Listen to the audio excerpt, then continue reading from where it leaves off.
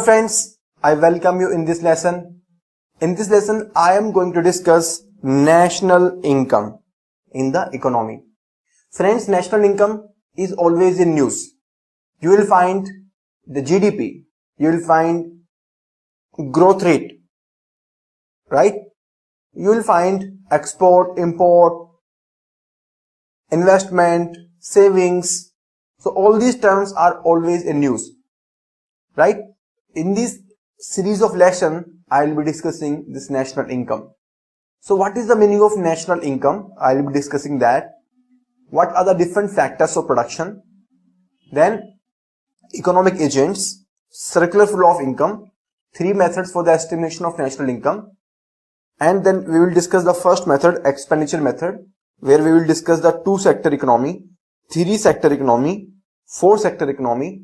We will discuss the national income formula, right? After that, we will also discuss the income method of calculation of national income, the output method of calculation of national income.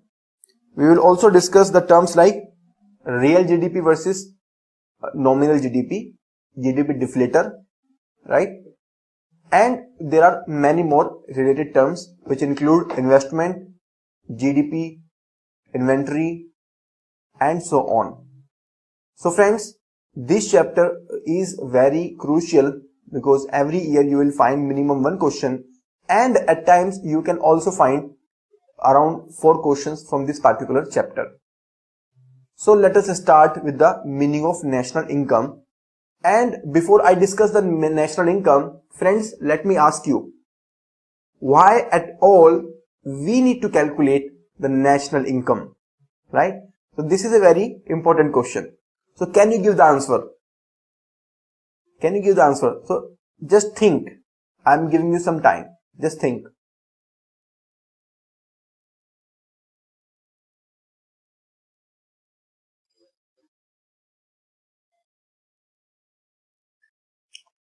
Okay. So this is the income of the nation, income of the country. And why we need to know the income? The main purpose of knowing the income is, first we need to have a comparison. We need to have the comparison. Comparison for what purpose?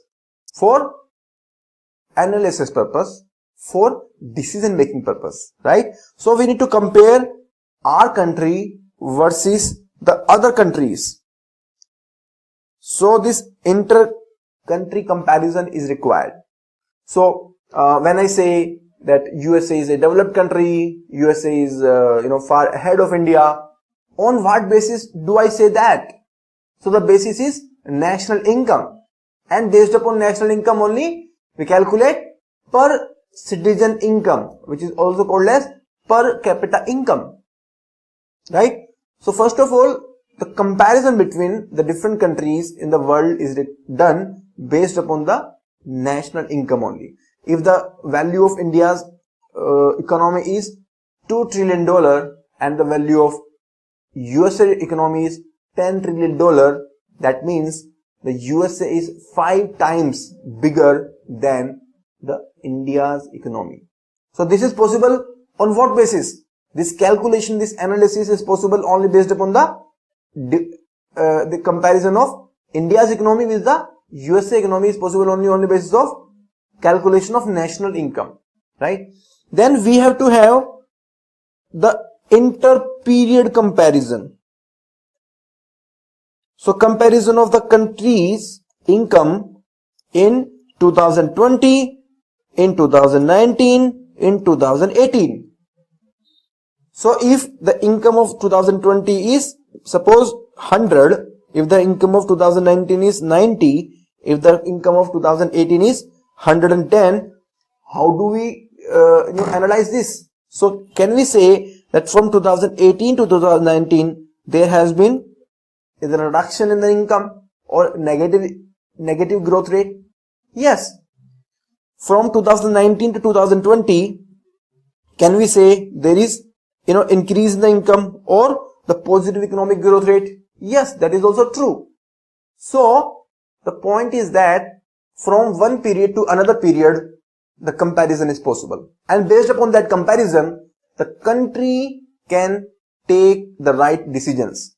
If the income is increasing, a country can find out that what is the source of this increase, and we can focus upon those areas. If the income is decreasing, we can focus upon why the income is decreasing, and based upon that we can decide that which are the areas where we need to take the right action. Should we focus upon the agriculture sector? Should we focus upon the financial sector? And so on. So this is possible only if we have the national income, right? So overall, can we say this inter-period comparison, it helps in policy making or decision making? Yes, that is true. So if the income is increasing but the employment rate is coming down, we can take suitable steps, right? So this comparison is possible only when we have a knowledge about the national income, right? So national income calculation is very much required for decision making purpose, for analysis purpose, for comparison purpose. Now what is the meaning of national income?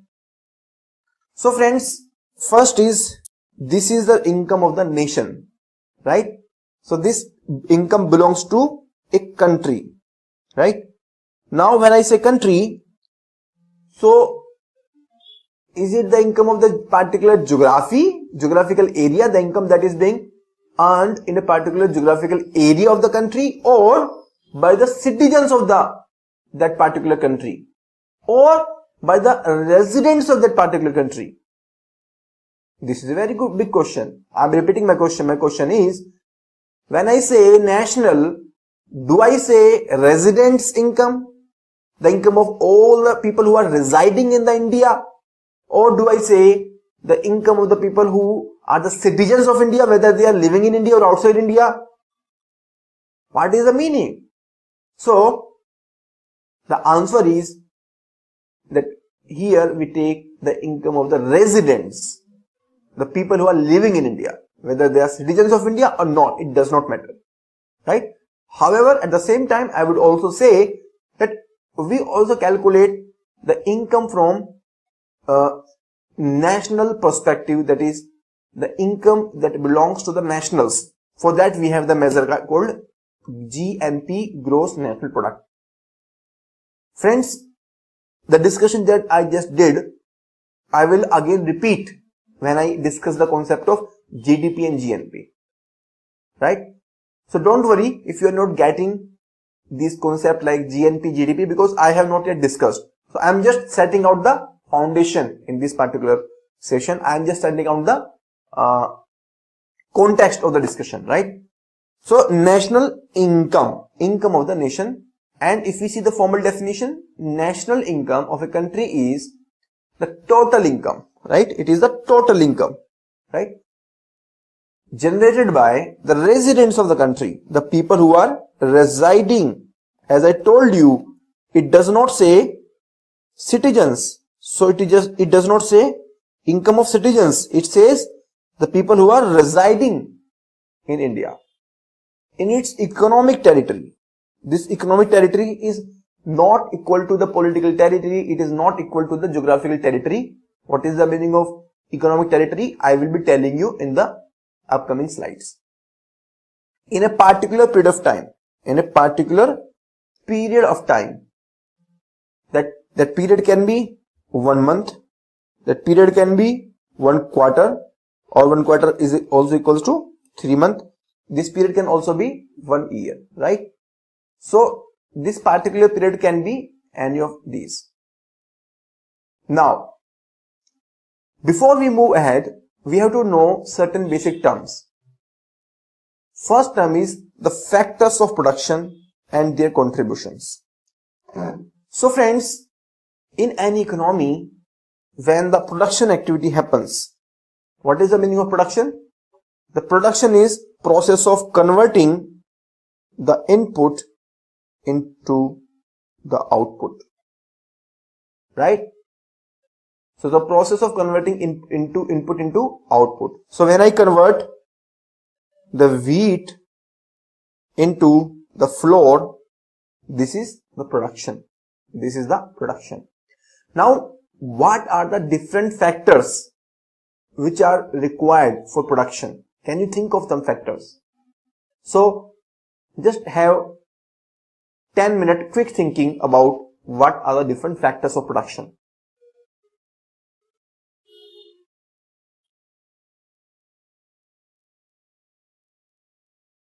Okay. So for any production, suppose let us take the example of wheat to flour only. First of all, we need some land, right? So we need some fixed natural resource or land. Land is required for every activity, whether it is establishing the machine, stocking the wheat, stocking the flour. For every activity, land is the prerequisite, right? This is the first item. Second, we also need some money, right? So this money is also called as the capital. This is also required. The capital is also required. This money will be used to buy the inputs, pay to the labor, pay to the landlord, and the money will also be utilized in many other activities. Then third is very important, that is labor. Yeah, so they are the people who will be handling the machines, who will be unloading, loading the goods, who will be going to the outside market and selling the goods. So this labor is also required, or this is also called as the manpower. And fourth very important aspect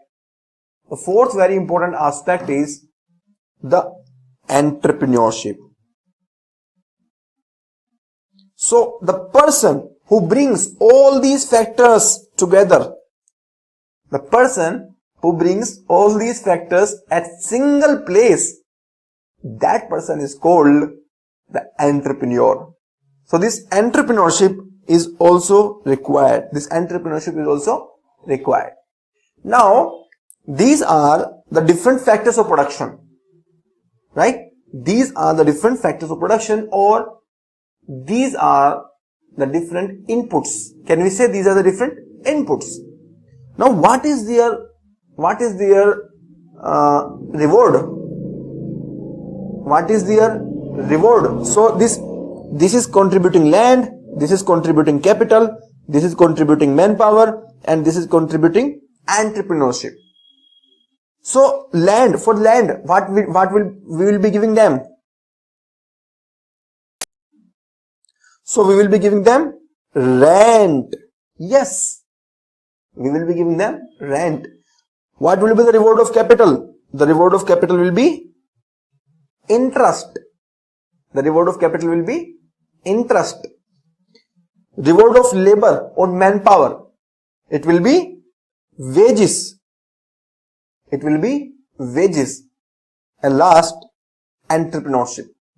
The reward for the entrepreneurship will be profit. So the amount which is left over after paying to the rent, after paying to the interest, and after paying for the wages, that amount is called profit, right?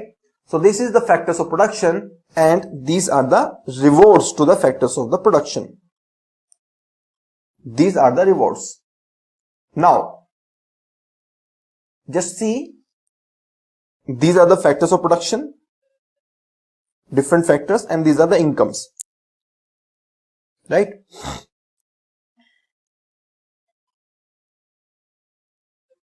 So first is natural resource, or the best example is land, and the reward for the land is rent. Then second is labor, then the reward is salaries and wages. Third one is capital, and the reward is interest. And fourth one is entrepreneurship, and the reward is profit. So this thing we just discussed. So this is the text part regarding the factors of production. So factors of production means a number of inputs which are required in the production process These inputs are commonly known as the factors of production and include these things such as land, labor, capital and entrepreneurship.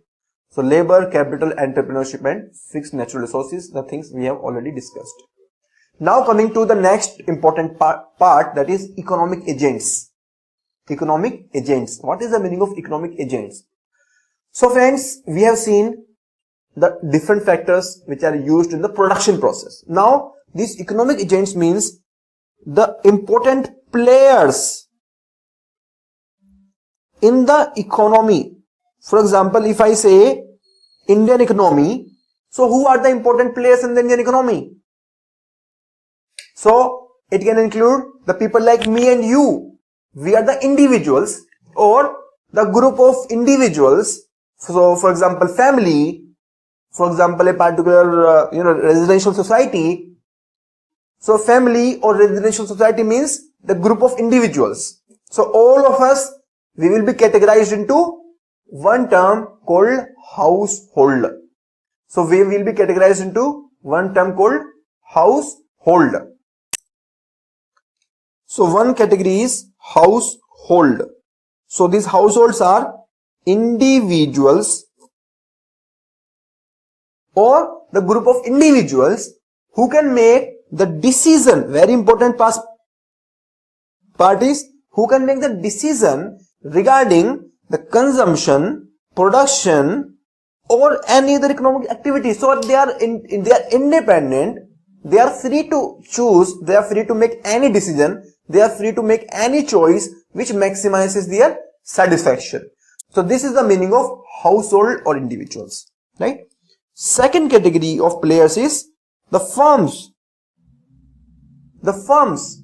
Who are the firms? So firms is any unit which is involved into the production process, right?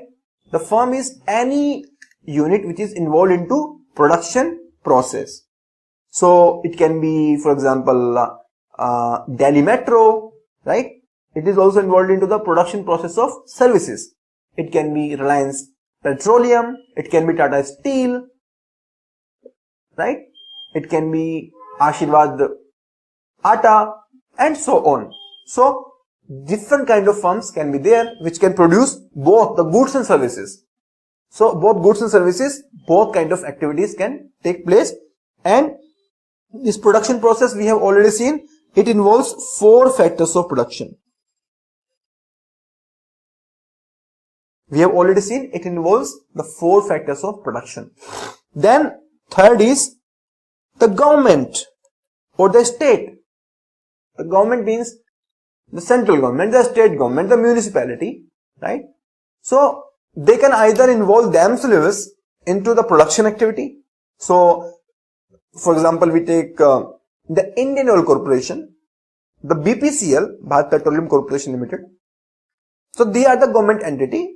They have, their majority of the ownership is owned by the government. So when government is doing the production activity, that comes in the firms only. So BPCL, although now it is going to be private, the government has already disinvested this firm. So it is the firm. It is the firm. But when the government is doing the activities like justice delivery, the activities like collection of tax, activities like spending the amount on the people for the social welfare. So those kind of activities are done by the government, and that from that perspective, this government is a different economic agent, right? So if the government is involved into the production activity, then it becomes part of the firms. If the government is not involved into the production activity, then it is the separate agent, which is also called as the government. So these are the 3 domestic agents. These 3 are the domestic players. Apart from these domestic players, we also have one important player which is called the foreign player or the foreign sector. So what is that? Let us see. The foreign player.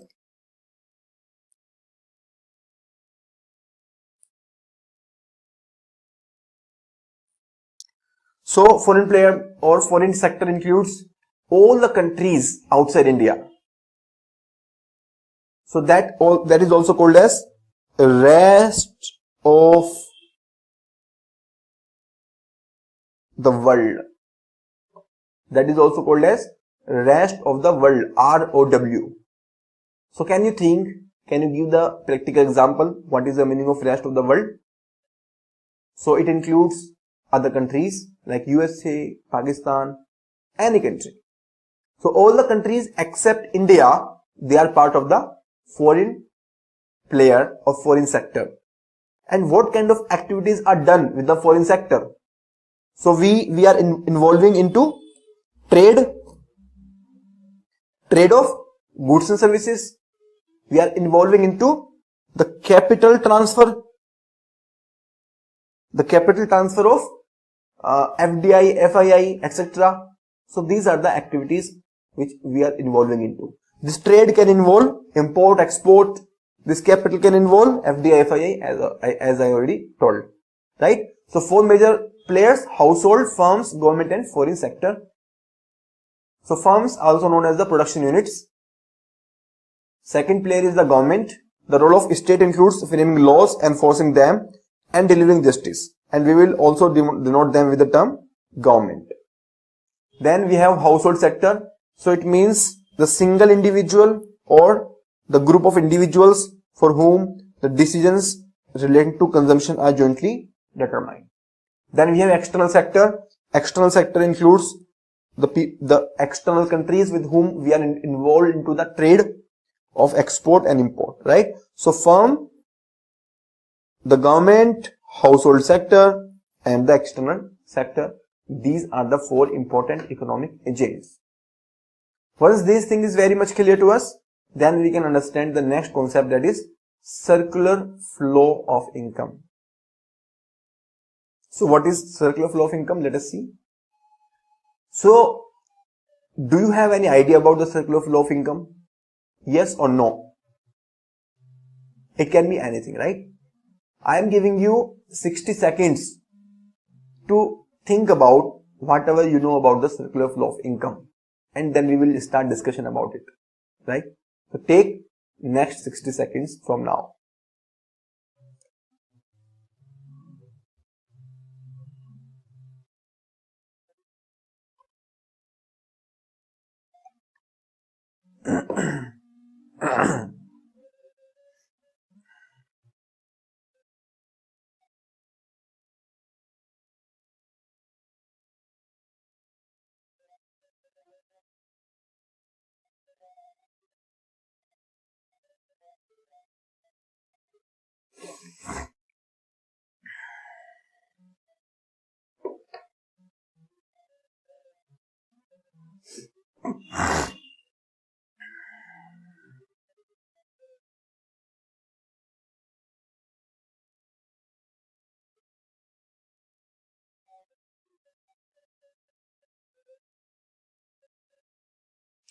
So what is this circular flow of income?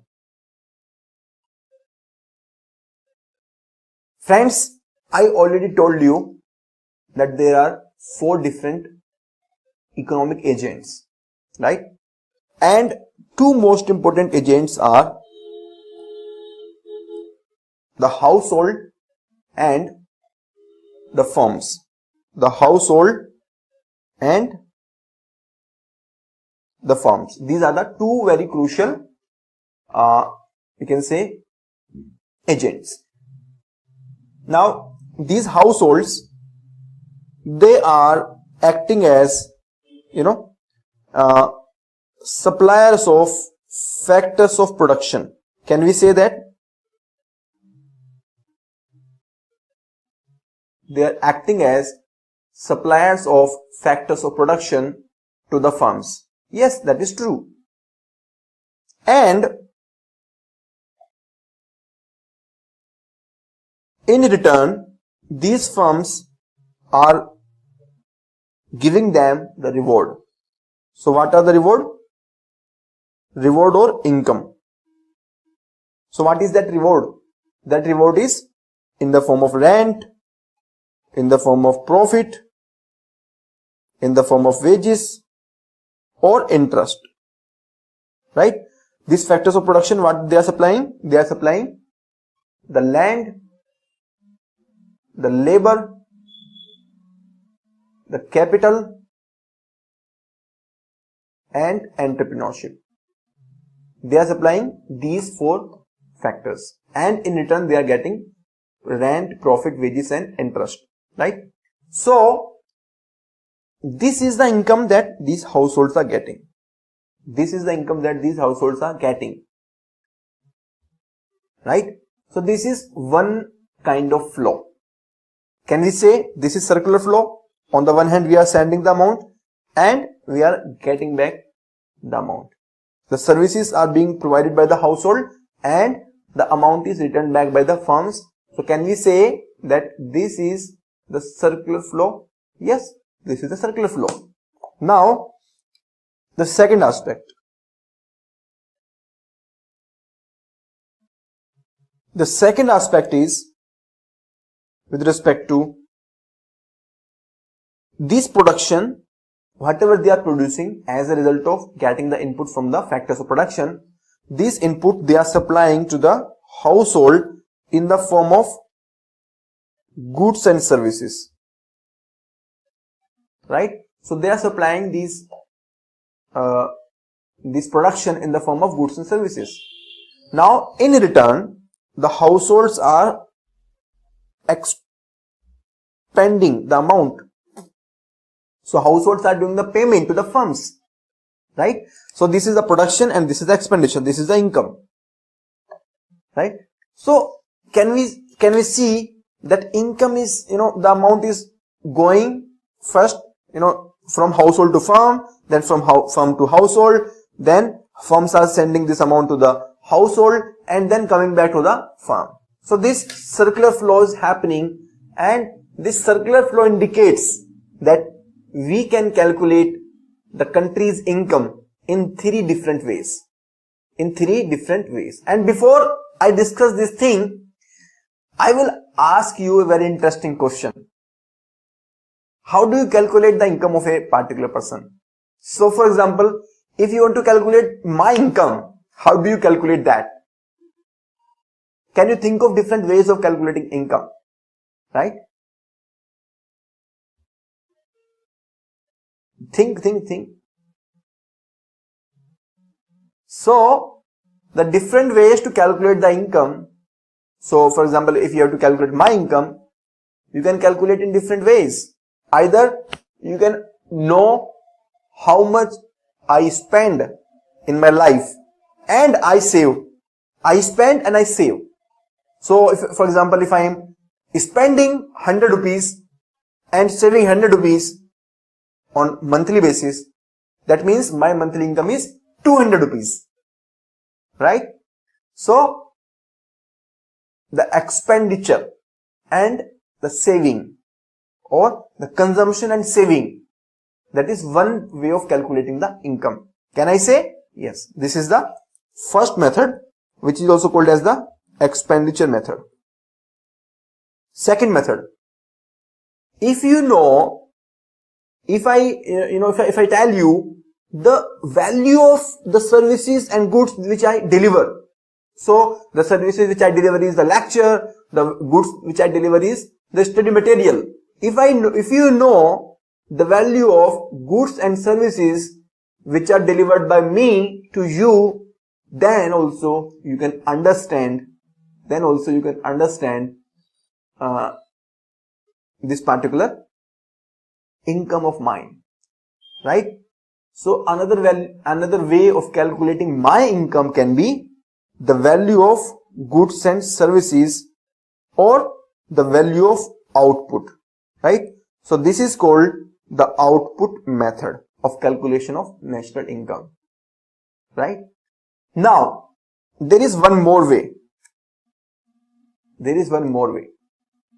If you know that how much money I receive from my employer or from my students, so that is my revenue, my income. So that is third method, which is also called as the income method. So can we say the income is same, but the perspective or the way out to calculate that income is from three different perspectives. One is the expenditure method, another is the output method, and third one is the income method. So income is same, amount is same, the person is same, me only. In my case only, you are calculating my income from my expenditure perspective, my income perspective, and my production perspective. So similar is the case with any country. For any country also, you can calculate income from three different perspectives. And in this circular flow of income, you can see these three different perspectives. One perspective is this income perspective. This is the income perspective. And this is the expenditure perspective. And third is the goods and services or production perspective. Right? So these are the three methods of calculation of national income. These are the three methods of calculation of national income, nothing else. This is as simple as that. So if you are able to understand this circular flow of income, then you can understand the three methods of calculation of national income. That is very, very simple, right? Now, so this is the image this is the ready-made image you can see. So these households, they are providing the factors of production to the firms, right? These firms, they are providing the income back to the household, right? Then the production which is done by the firms, they are returning it back in the form of goods and services to the households. These households are doing the payment to the firms in return of the goods and services which they receive from the firms. This is the income method. This first is the income method. This second is the expenditure method. And this is the output method, right? This is the output method.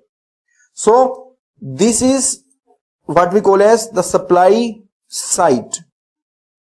This is what we call as the demand side of circular flow of income. Supply side basically means the supply of factors of production. Demand side means the demand of goods and services. So these are the two different sides of this circular flow of income. So flow of income, the lower part, it indicates the supply side of the economy, and upper part, it indicates the demand side of the economy.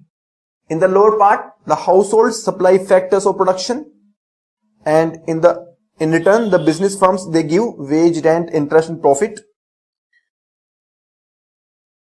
So again, you can see it very clearly. This is the supply side and this is the demand side. So once income is others expenditure, yes, very much clear. So if I say the income of households, which is the wages, rent, dividends, this is the expenditure of firms. Yes. So firms are expending and households are getting it. Similarly, here households are paying. It is expenditure for household and it is income for the firms. So one's expenditure is another's income, or one's income is another's expenditure. Can we say that? Yes, this is very, very true. So this thing only we are saying here. So one's income is others expenditure. So national income can be calculated by compiling income of household, and this is called the income method, right? So first is the income method. Then the top of the figure shows flow of goods and services that are produced by the business firms. For the flow of goods and services produced, supplied by the business firm, households pay money. Here the value of goods and services produced is equal to the expenditure incurred, and both are equal, right? So we can see here what are the different factors of production, what are the different economic agents, circular flow of income, the three methods of estimation of national income we were here basically, right?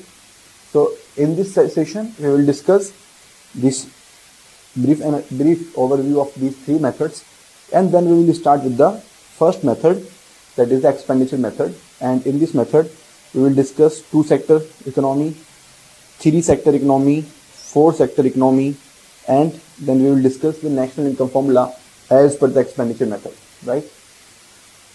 So first of all, there are three methods of estimation of national income. The first method is the output or value added or production method. So on the demand side, when the goods and services are being supplied by a firm to the household, then this is output or value added or production method. Secondly, we have income method. Income method represents the situation where the factors of production are being paid by the firms. Third is the expenditure method. This expenditure method reflects those transactions where the households are paying the amount to the firms for the goods and services that they have purchased from the firms. So we can use any of these methods, and depending upon the convenience with which we can use each of these methods, right? So each of these methods can be used, however the choice will depend upon the convenience. So for example, if we can calculate the expenditure in agriculture sector, then expenditure method is relevant for the agriculture sector. If we can calculate the income of the tertiary sector, then income method is relevant for the tertiary sector. In the tertiary sector, it may not be possible to calculate the value added or output. I'm not saying that, I'm just giving you different scenarios, right?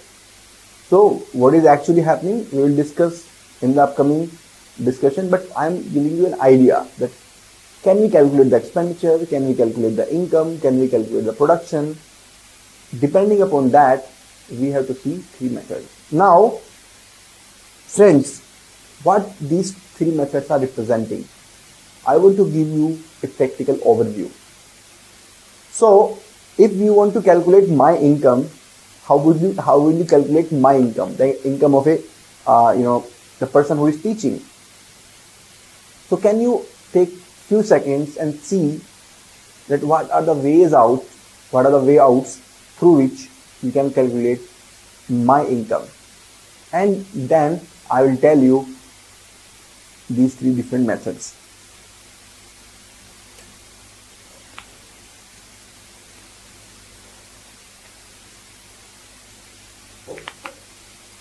So there are three different ways by which you can calculate my income. One is, if you know my expenditure, am I spending 1 lakh rupees, am I spending 50,000, how much I am spending? So that is one way you can judge my income, and that method is called expenditure method. Another way can be that how much amount I am getting from my students, that is my income. So another method can be income method. Third, what is the value of goods and services being provided by me, being produced by me? So goods means the study material, services means the lecture in which I am teaching to you. So what is the value of these goods and services? That is also one way of calculating my income, right? So there can be three different methods, and I am the same person, I am doing the same activity, but my income can be calculated from three different perspectives. So these are three different perspectives. However, my income will remain same. If my income is rupees 1 lakh, then it will be coming as rupees 1 lakh. Can we, whether we calculate by production method, or we calculate by income method, or we calculate by expenditure method. Method can be any, but income will remain same by all the methods. However, which method to use, that will depend upon which data I can provide to you.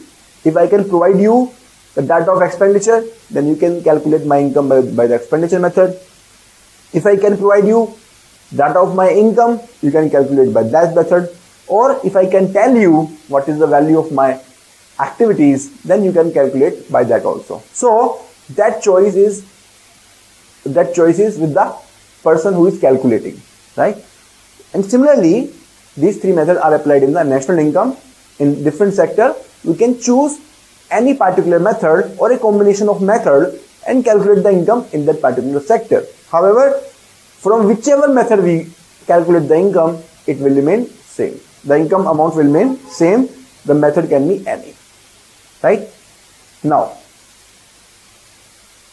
so first is the value added method, or this is also known as the production method or output method. So here we are calculating the income of the person based upon the goods and services. Here it is the income method, and then we have the final expenditure method. For each of these methods, there are different parameters, right? There are different indicators. What are those indicators? So the indicators that are there for the value added method, these indicators are GVA, gross value added, GDP, gross domestic product, NDP, national domestic product. These are the major three indicators in the value added method. In the income method, it includes GNP, gross national product, NNP, net national product. These are the two major indicators. Apart from that, there are other indicators also. For example, gross national disposable income and so on, right? In the expenditure method, there is a formula through which we calculate the income. This formula we will study just after this particular slide, right? So there are different indicators, and all of those indicators are actually calculating the national income from different perspectives. First, we will start with this final expenditure method, and after that we will go with this value added method, and in the last we will discuss the income method. In this way we will be discussing all these methods. So first, the expenditure method. So in this method, first let us see who are the players in the economy, right? When I am calculating an individual's income, it is very easy, because you can see how much I am consuming and how much I am saving. Both are my expenditure, right? How much so whatever income I have, either I will consume or I will keep in my pocket. There are two different ways. Similarly, we need to see the consumption and savings for all the important economic players, right? So who are the economic players? Who are the economic agents? The first economic agent is household. Another economic agent is the firm. The third economic agent is the government. And the fourth economic agent is the foreign sector, right? These are the possible different important players, right? When we see the economy only from the perspective of household and the firm, that is, we are actually calculating the income from just two perspectives, the household and firm, the income of household and firm. This is called two-sector economy. When we consider the government also, apart from household and firm, then this is called three-sector economy. And when we consider all four, which includes household, firm, government and foreign sector, then this is called four-sector economy.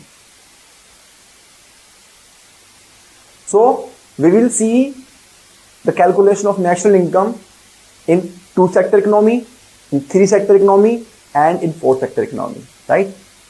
So in the expenditure method, what is the process? We add up all the expenditure made on goods and services by all economic agents. So the expenditure which is done by all economic agents, we see that. And we see that in two sector economy, where the household and firm, these are the two players. In three sector of closed economy. Why do we say it is closed economy? Because here we are not considering the foreign sector. We are assuming that economy is closed. There is no interaction with the outside countries. So here, apart from the household and firms, we will add the government also. And third, the fourth sector or open economy, where along with that we will also add the foreign sector. Right? So these are the different perspectives. Now, the first perspective, two sector economy. So in the two sector economy, there are two players, household plus firm. So there is no government and there is no foreign sector. It is very clear, it is very easy. So we have household and we have firms.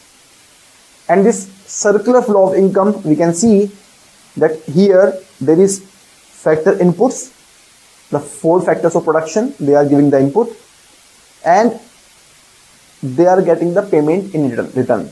So this is the factor payment.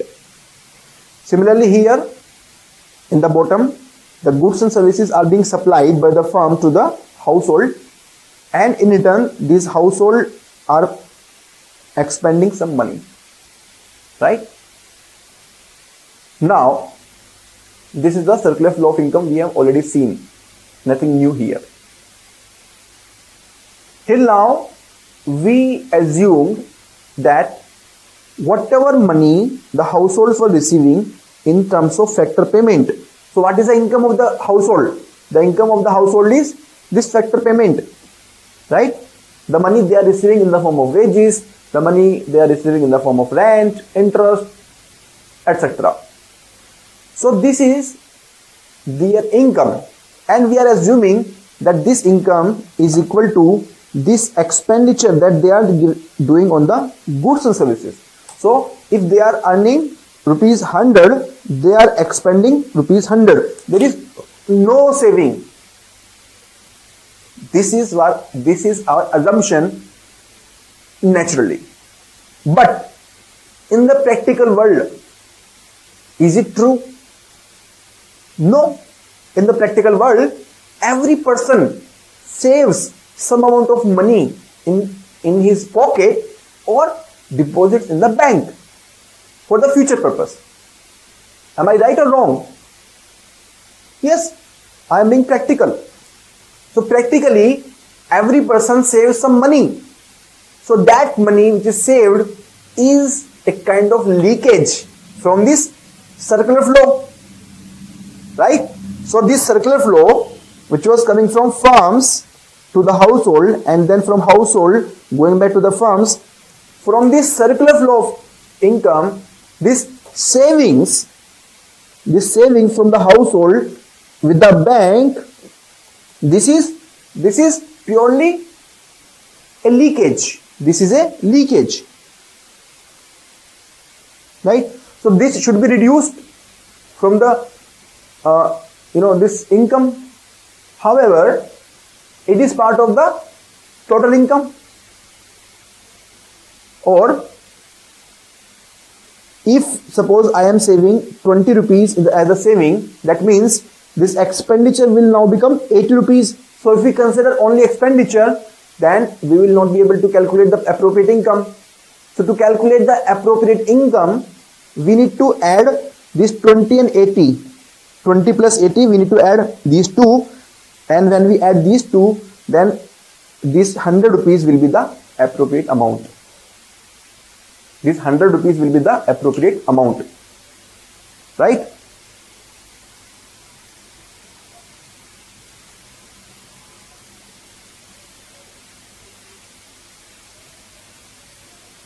Now, this 20 rupees which have been kept by the household into his bank account, the bank will give that money to the firms, right?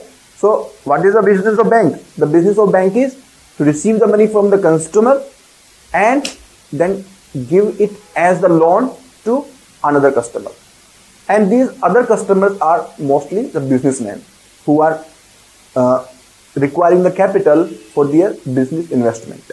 So this 20 rupees has actually given by the bank to the firm. And what firm is doing? Firm is investing this money. Investment means firm is buying some new machinery, constructing some new building, adding to some research and development. So the firm is actually doing some investment activity. The firm is actually buying some investment property, so that the overall capacity of production can be enhanced. When firm is buying a machinery, then the production capacity of the factory is increased. When the firm is buying a building, then the overall production capacity of the firm is increased. So whatever activity increases the production capacity, that is the investment amount, right? That amount will be counted as the investment, not as the consumption expenditure. So in the consumption expenditure, the amount is consumed. In the investment, the firm is able to increase its production capacity, right? So this 20 rupees saving, which was derived from the household pocket, has actually gone to the firm's pocket, right? So can we say that one way is that we add this expenditure, consumption expenditure, into the saving, then it is also 100 rupees, or another way is we add this consumption expenditure of rupees 20, so 80, and 20 rupees of investment, and that also gives us rupees 100, which is the income, right? Here we are assuming that savings is equal to investment. We are assuming the entire amount which is being saved by the household, the 100% amount is deposited into the bank. The household do not have it in the cash form. Second, the bank is lending entire money. The bank is not having any reserve with itself. The bank is lending entire 100% money to the businessman for the investment. This is our basic assumption, right? However, in the practical world, it does not happen this way. There is some kind of cash within the household and some amount is also held by the bank. But for the sake of understanding, we are assuming that this savings is equal to investment, right? So can we say that if we have to calculate the national income as per the expenditure method, we can add this consumption expenditure, and this investment expenditure, right? That will be the income. So the formula in case of two sector economy will be Y equal to C plus 1, where Y means the national income, C means the private consumption, right? Private consumption means the consumption expenditure done by the private household. And when I say private, the word private means the non-governmental. That means we are not considering the government. So in the two sector there is no government. Obviously it is the private. The another name given to this private consumption spending is private final consumption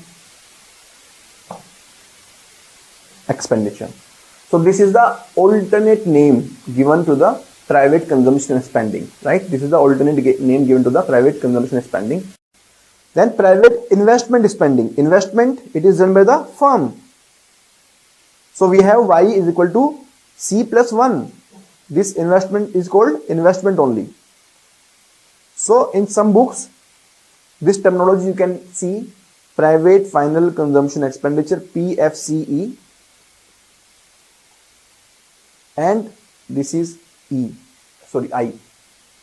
So in the two sector economy, this is the formula for calculating the national income. we are obviously considering that investment is equal to savings. Now coming to the three sector or closed economy. So just overview this diagram and think what should be the formula for calculating the national income in the three sector economy. So I am giving you 30 seconds. Please study this diagram and then we will discuss.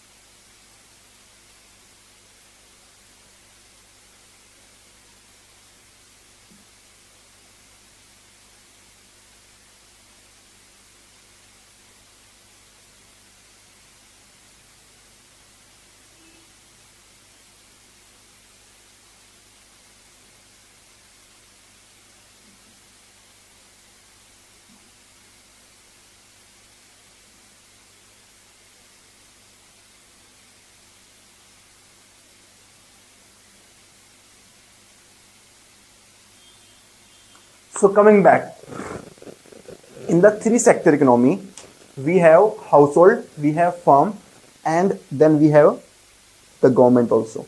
So here you can see household, farm, and government.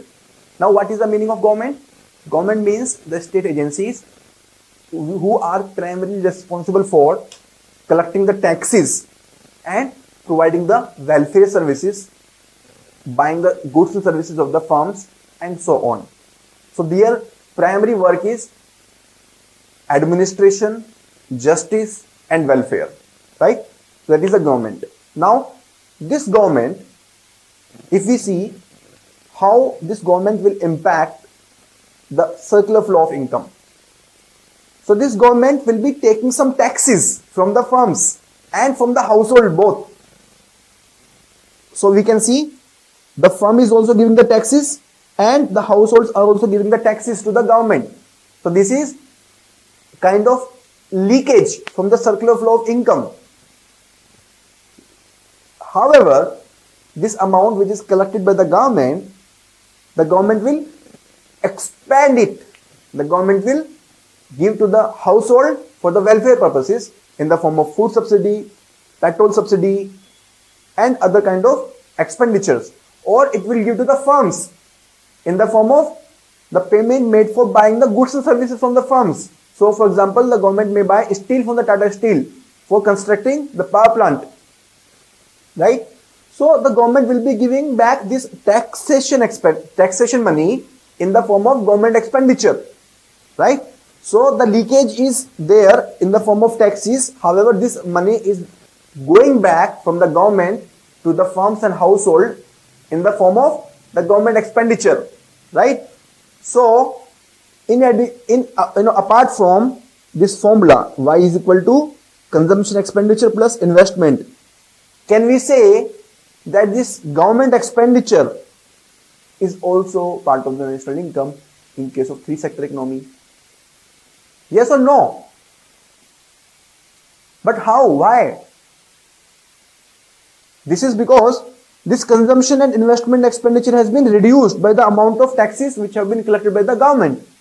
And that amount of taxes the government is giving in the form of this expenditure. So the amount which was reduced from the consumption and investment, that amount has been come back in the form of government expenditure. That is why this leakage in the C and I has been recovered in the form of G. G means the government expenditure. G means the government expenditure.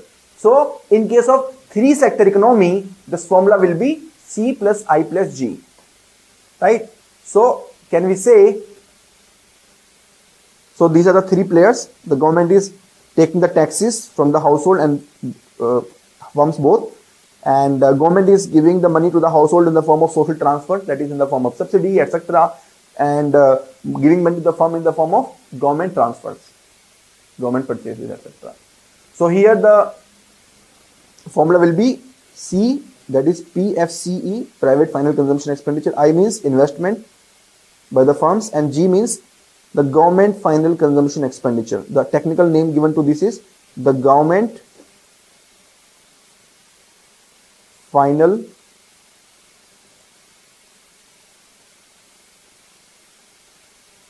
consumption expenditure. So in the three sector economy, this is the formula for calculating the national income. Coming to the four sector economy. In the fourth sector, we have the open economy. What is the meaning of open economy?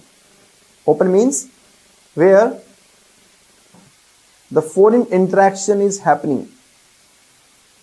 And foreign interaction happens in what way? In the form of export and import. Right? So, in the previous slide, we saw that y is equal to C plus I plus G. Now, when a country interacts with the foreign country, what is the legal imports? So, if we are buying the crude oil from Iran, from Saudi Arabia, we are paying some amount of money from India to Iran or Saudi Arabia. So, that rupee which we are spending for buying the petroleum products, crude oil from Iran and Saudi Arabia, that is the leakage from our circular flow of income, right? So can we reduce this import payment from the circular flow of income? Yes, right? And what is the addition to the circular flow of income? So when we are exporting some goods and services to the foreign country. For example, we are exporting milk products, we are exporting, jewelry, we are exporting telecom products, and we are receiving some money from them. That is the injection into the circular flow of income, right? So we will add this X. X means the export payment that is received by us. So this minus X plus X minus M plus X is nothing but, we call it net exports. So when we add this net exports in the circular flow of income, that becomes the formula for calculating the national income in the fourth sector economy. So here in this diagram, you can see this is the household, this is the firm, this is the government, this is the bank, and this is the foreign sector. The foreign sector is, we are paying them for the import, and we are receiving from them the export transfer. So the country gets money for the export. That money is called X, and we spend the money for imports, and that is called M. So adding X minus M, that is net exports, we get Y is equal to C plus I plus G plus X minus M. This is the complete formula of calculation of national income as per the expenditure method, right? Or in other way, can we say that the total income, just consider before this discussion, just think, if you receive rupees 100, what do you do from that money? Or any citizen for that matter. So if I receive 100 rupees, I will either consume, for example, I am consuming 40 rupees. I will save some money, for example, I am saving 20 rupees. And I will pay some money as the taxes. So for example, 40 rupees. These are the three ways through which I can, spend this money. So can we say the C means consumption expenditure, this one. S, that is saving, 20 rupees. And T, C plus S plus T is equal to the national income. And national income, if we see the other perspective, is Y is equal to C plus I plus G plus X minus M. So can we say C plus S plus T is equal to C plus I plus G plus X minus M. Right? So friends, you don't need to worry about these formulas. In the examination, they will not ask the formulas. But when you understand this concept in clarity, then you have actually understanding to solve any type of question, right? So in the expenditure method, can we say C, that is private final consumption expenditure, I, private final investment expenditure, G, that is government final consumption expenditure, and net exports, that is X minus M, is equal to the national income, which is the GDP MP, gross domestic product at market prices. So this gross domestic product at market prices we will discuss in the upcoming discussion also, but for here, for the sake of simplicity, you just consider that this is nothing but the national income. We have said a lot of things about the investment. Let us understand what is the meaning of word investment, right? So investment or I, what is the meaning of investment? So investment, see friends, I am an individual, right? Or rather you consider that I am the owner of some education service institute.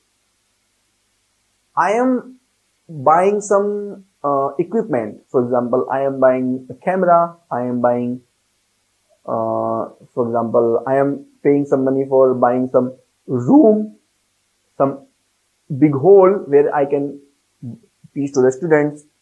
So what I am doing when I buy camera, when I buy one auditorium, am I consuming the money or am I investing the money? I am investing the money, right? This is one way. Secondly, if I buy one housing property for living, for the accommodation of my staff.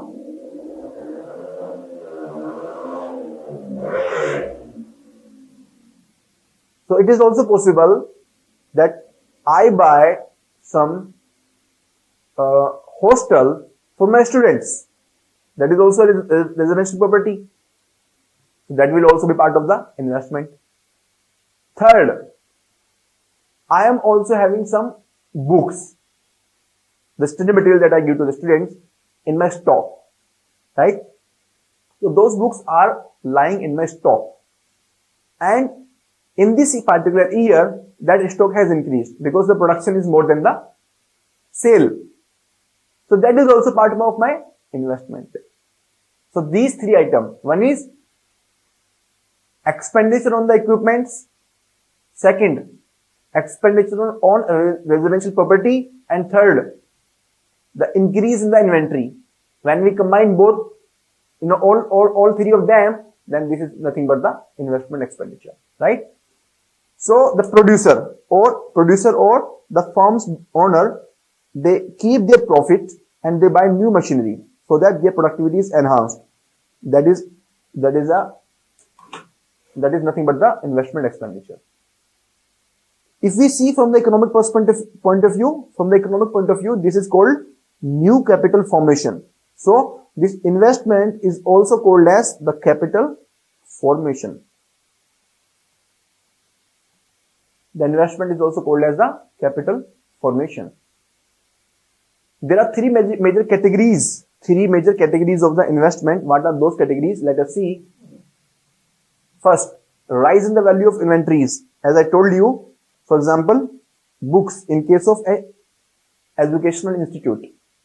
The fixed business investment, for example, machinery, building, equipment, etc. And third, the residential investment for housing facilities. So all these three facilities are part of the investment. So fixed investment, residential investment, and inventory investment. These are the three types of investment expenditure. Now, what is the meaning of inventory? So, in the investment expenditure, in the investment spending, this inventory term I have used. What is the meaning of inventory? So, friends, for any businessman, for any firm, they have to use some raw material. For example, you take the example of maybe the company which is manufacturing the camera. The company which is manufacturing the camera, they will have some glass, they will have some plastic, they will have some chips, they will have some memory cards, right? So, all those items will be raw material. When this raw material will be put into the production process, there will be some work in progress material. So, for example, there will be some lenses, there will be some half manufactured cameras, that is called work in progress material. And finally, when the final product is produced in the form of camera, that is called finished stock, right? So, we have raw material, we have work in progress material, and we have finished goods or final goods. So, all these three are part of the inventory. So, at particular point of time, the value of raw material, the value of work in progress, and the value of finished goods, which are lying in my godown, that amount is called inventory, right? And from the investment perspective, the increase in the inventory amount, the increase in the inventory, that is called investment. So, for example, in the starting of the year, the inventory is rupees 100, but at the end of the year, the inventory rupees 120. So, increase is 20 rupees. So, this increase will be called as the investment, right? This increase of 20 rupees will be called as the investment. So, what is inventory? Inventory is unsold finished stock, this one, or semi-finished goods, this one, or raw materials, this one, which the firm carries from one year to next, that is called inventory, right? Inventory is a stock variable. It is a stock variable. What is the meaning of a stock variable? So, there are two kinds of variable. One is the stock variable, another is the flow variable. Stock variable means at a particular point of time, and flow variable means during a period. So, here when I took this example at the starting, that is at the starting point of time, at ending point of time, I did not say during starting and ending. I did not say that. I am saying at starting point of time, at ending point of time. We are comparing the point of time. We are not comparing the duration. So, this is called stock variable. We are actually checking the stock. We are not checking the flow. So, it is possible that during the year, the 500 rupees value or 5,000 rupees value might have exchanged in the godown.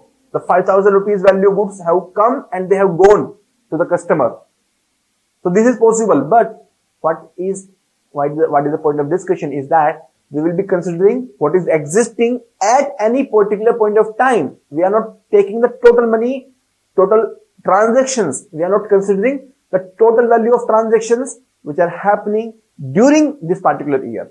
So, we are considering the stock variable. We are not considering the flow variable, right? This stock versus flow variable we will discuss separately also, because this concept is very, very important to understand many other concepts. For example, the fiscal deficit versus the public debt. Change in inventory is treated as an investment. I have already told you to change from 100 to 120, that is 20 rupees. This will be treated as the investment. So, overall investment will include the stock of goods, which include raw material, stock in the work in progress, and finished goods. And it is also, from academic sense, it is also meaning the stock of goods which have demand and supply in the market and can be easily realized in cash. So, whether this is the raw material or this is the work in progress or this is the finished goods, all of them can be easily realized in the cash, right? So, they all qualify the definition of the inventory. So I hope the things are clear to you. Thank you very much for watching this lecture, and revise this lecture, make your notes, and revise again and make your notes. The questions based upon this lecture we will be discussing in the upcoming sessions. Thank you very much.